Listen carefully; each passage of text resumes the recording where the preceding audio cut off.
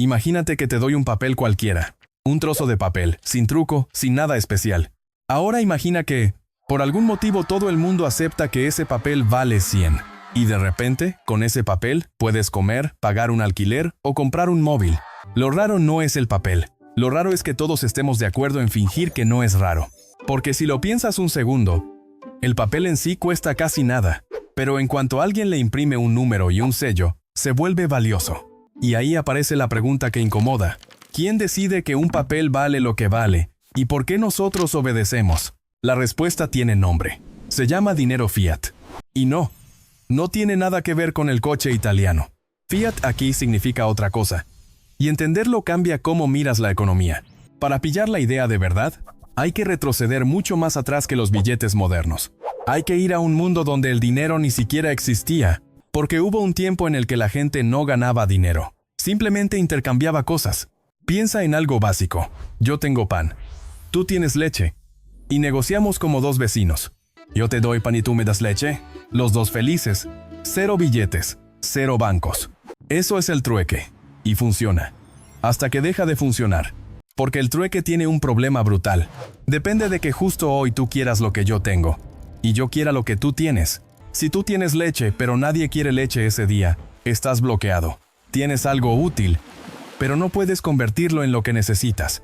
Y ahí nace la primera gran idea del dinero. La gente necesita algo que todos acepten, incluso si no lo necesitan ahora mismo. Algo que funcione como puente. Algo que pueda guardarse y usarse después. Por eso, mucho antes de los billetes, apareció lo que se llama dinero mercancía. Objetos que la gente acordaba que tenían valor. No era magia. Era un pacto social. En distintas culturas se usaron cosas como sal, conchas, o productos que parecían útiles y preciados. Objetos que no se descomponían rápido y que se podían transportar. Un ejemplo famoso del guión son las conchas de caurí. En lugares como China, India y África se usaron como moneda. Y sí, el guión menciona un dato histórico incómodo. Europeos llegaron a comprar esclavos en África usando conchas de caurí. Eso te deja claro una cosa. La moneda puede ser cualquier cosa, si un grupo humano decide tratarla como tal. Las conchas funcionaban para compras pequeñas. Un poco de comida, cosas diarias, intercambios simples. Pero cuando la economía crece, esa solución se vuelve torpe. Porque para transacciones grandes necesitarías una montaña de conchas. Transportar toneladas de conchas se vuelve ridículo. Y además aparece otro problema que parece moderno, pero es viejo como el mundo: la inflación. Sí, inflación antes de los bancos centrales. Porque si un objeto es demasiado fácil de conseguir, deja de ser escaso. Y si deja de ser escaso, pierde valor. El guión dice que las conchas eran abundantes en algunas zonas, como regiones costeras del Índico, y eso hizo que la moneda se devaluara porque era demasiado fácil encontrarla. Así que la gente buscó algo mejor, algo más duradero, más práctico y más difícil de fabricar. Y ahí entran los metales, más raros, más resistentes y más difíciles de obtener. Hacia el 600 A.C., el reino de Lidia, en la zona de la Turquía actual, acuñó de las primeras monedas metálicas. No fue por estética, fue por necesidad. Los metales como el oro y la plata eran más valiosos por una razón simple. No los encuentras tirados por ahí, hay que extraerlos. Y entonces aparece otra idea genial: marcar las monedas con un símbolo oficial para certificar su valor. Por eso las monedas llevaban caras de reyes o sellos. Era una forma de decir: esta pieza vale lo que decimos que vale. Con el tiempo, ese sistema se expandió. En el Imperio Romano, las monedas estaban por todas partes. Pero el metal también tenía un defecto. Es pesado, y moverlo a larga distancia es incómodo. Llevar oro encima no es solo difícil, también es peligroso. Y eso empujó a otra evolución que hoy nos parece normal: el papel. El papel moneda apareció primero en China durante la dinastía Song. Pero ojo, al inicio no era dinero como lo imaginamos hoy. Era más bien un recibo, una prueba de que tú tenías algo guardado en un lugar seguro. La lógica era práctica. En vez de cargar monedas pesadas, tú depositabas el oro en un sitio protegido, y a cambio recibías un papel que representaba ese oro. Ese papel decía, en esencia: tienes derecho a X monedas de oro. Entonces podías usar el papel para comprar. Y el vendedor, si quería, iba al lugar seguro y lo canjeaba por el oro. Esa es la idea del patrón oro. El papel no valía por sí mismo, valía porque era convertible en oro. Tú pagabas con papel, sí, pero el valor real estaba respaldado por metal. Y como era cómodo, la idea se extendió. En Europa, en el siglo XVII, ese sistema empezó a hacerse popular. Con el tiempo, entraron gobiernos y bancos centrales, y empezaron a imprimir billetes respaldados por reservas nacionales de oro. El guión pone un ejemplo muy directo. Si un país tiene 1000 onzas de oro e imprime $1000, se podría decir que $1 equivale a 1 onza. Durante siglos, muchísimos países usaron algo parecido al patrón oro. Estados Unidos, Reino Unido, Rusia, Francia y más. Pero aquí llega el problema que rompe el cuento. En tiempos de guerra o crisis, mantener esa disciplina es muy difícil. Porque cuando necesitas dinero ya, el oro no aparece de repente. Y los gobiernos se ven tentados a hacer lo obvio: imprimir más papel del que pueden respaldar con oro. Y ese es el punto donde el sistema empieza a crujir. El guión menciona que durante la Primera Guerra Mundial, muchos países imprimieron más dinero del que tenían en oro para financiar esfuerzos bélicos. Y lo mismo durante la Segunda Guerra Mundial. Volvemos al ejemplo. Antes, 1000 onzas de oro y $1000 impresos. Luego llega la guerra, necesitas más dinero, y pasas a imprimir $2000. Pero el oro sigue siendo 1000 onzas. Entonces el respaldo por dólar cae, y el valor del dinero baja. Eso, en la vida real, se siente como inflación. Más billetes persiguiendo el mismo oro, y por extensión, los mismos bienes. Esa tensión acumulada llevó a un intento de ordenar el mundo. En 1944 se firmó el acuerdo de Bretton Woods. El guión dice que alrededor de 44 pascalices acordaron estabilizar sus monedas vinculándolas al dólar estadounidense. Y el dólar, a su vez, estaría vinculado al oro de Estados Unidos. ¿Por qué el dólar? Por el contexto de la Segunda Guerra Mundial. Europa y parte de Asia estaban destrozadas. Países como Reino Unido y Alemania habían secado mucho de su dinero y su oro.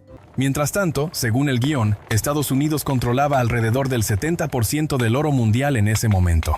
Así que el dólar se convirtió en el ancla. La idea era elegante en el papel, todos atados al dólar, y el dólar atado al oro. Pero la historia repite el mismo problema con otro traje. La demanda de dólares creció muchísimo porque se volvió la moneda global. El guión lo dice con un toque irónico, que todo el mundo quería dólares, incluso países como Corea del Norte. Y ahí aparece la contradicción. Si el dólar es la base del sistema mundial, se necesitan muchos dólares, pero el oro estadounidense no podía crecer al ritmo de esa demanda. El guión lo explica con otro ejemplo simple. Si $1 fuese igual a 1 onza de oro y Estados Unidos tuviera 10,000 onzas, podría imprimir $10,000.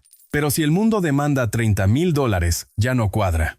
Y encima, Estados Unidos estaba gastando muchísimo. El guión menciona la guerra de Vietnam, la Guerra Fría y más gasto. Así que llega el momento de quiebre. En 1971, el presidente Richard Nixon decidió abandonar el patrón oro. Ese evento se conoce como el Nixon Shock. Y a partir de ahí, el dólar pasó a ser dinero fiat. Y después, el resto del mundo acabó siguiendo esa lógica. Resultado: casi todas las monedas actuales son dinero fiat. Vale, entonces aquí viene la parte que de verdad importa. Si ya no hay oro detrás, ¿por qué el dinero vale algo? Porque si lo miras frío, un billete no es comida, no es energía, no es metal raro. Es papel con tinta. La respuesta del guión es una palabra que lo sostiene todo: confianza. El gobierno declara que ese papel vale 1, 10 o 100. Y ese papel funciona, porque la gente lo acepta. No es que el papel tenga valor físico, es que un país entero decide comportarse como si lo tuviera.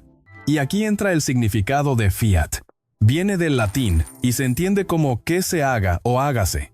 En el pasado, un rey podía ordenar algo y decir fiat, y como era el rey, la gente obedecía.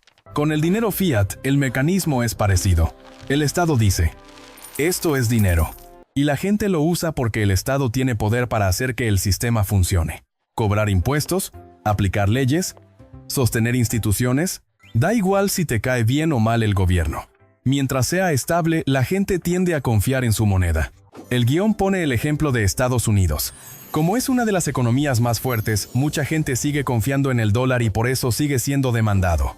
Pero el guión también te enseña el reverso. Cuando la confianza se rompe, el dinero fiat se derrumba. Se mencionan países como Zimbabue y Venezuela, donde hubo crisis e hiperinflación. Y ahí, la gente dejó de querer su propia moneda. Porque, ¿para qué quieres trillones de una moneda si cada día vale menos? Si nadie la quiere, su valor se evapora. Entonces ya tienes el núcleo. Fiat no es oro, es confianza organizada. Ahora, con la idea clara, toca la pregunta natural. ¿Es bueno o malo que el dinero sea fiat? El guión lo plantea como una lista de ventajas y desventajas, y ninguna es gratis. La primera ventaja es que es barato y flexible. No necesitas tener oro acumulado para emitir moneda. Bajo patrón oro, el Banco Central tenía que guardar reservas. Con fiat, imprimir es mucho más fácil y mucho más barato. Y eso le da al Banco Central una herramienta poderosa: capacidad de actuar durante crisis. Según el guión, en una crisis el Banco Central puede imprimir más dinero para bajar tipos de interés, ofrecer más préstamos y estimular la economía. La idea es empujar actividad cuando todo se frena. Pero esa misma herramienta tiene un lado oscuro. Si imprimes demasiado, puedes provocar inflación alta o incluso hiperinflación. Y el guión vuelve a los ejemplos de Zimbabue y Venezuela para recordar el riesgo. Cuando se imprime sin control, se destruye el valor. Además, la moneda fiat depende totalmente de la confianza en el gobierno. Si el gobierno toma malas decisiones o entra en crisis, la gente puede perder fe. Y cuando se pierde fe, el valor se puede desplomar rápido. No por una maldición, sino porque el dinero es un acuerdo social. Así que el balance es claro. Fiat le da poder y flexibilidad a gobiernos y bancos centrales. Pero exige cuidado, porque si se usa mal, puede provocar caos económico. Llegados aquí, la historia podría terminar. Pero el guión abre otra puerta: el futuro del dinero. Porque si miras la evolución, el dinero siempre cambió. Trueque, mercancía, metal, recibos, patrón oro, fiat. Así que la pregunta flota sola: ¿el fiat se quedará para siempre o llegará otra fase? El guión es honesto con la respuesta: nadie lo sabe. Pero se menciona una alternativa que ha ganado ruido: las criptomonedas. La idea es que podrían reemplazar el fiat porque son más descentralizadas.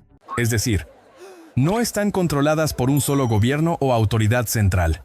Y además, algunas, como Bitcoin, tienen oferta limitada. El guión plantea que esa limitación podría mantener la rareza y el valor, a diferencia del fiat que se puede imprimir sin límite. Por eso, para algunos, suena más sólido. También se menciona un caso concreto. El Salvador ya usa Bitcoin como moneda oficial. Pero aún así, el guión señala una realidad clave. Hoy la mayoría de gente usa criptomonedas más como inversión que como dinero del día a día. ¿Y por qué? Por la volatilidad. El guión lo explica con una imagen muy cotidiana.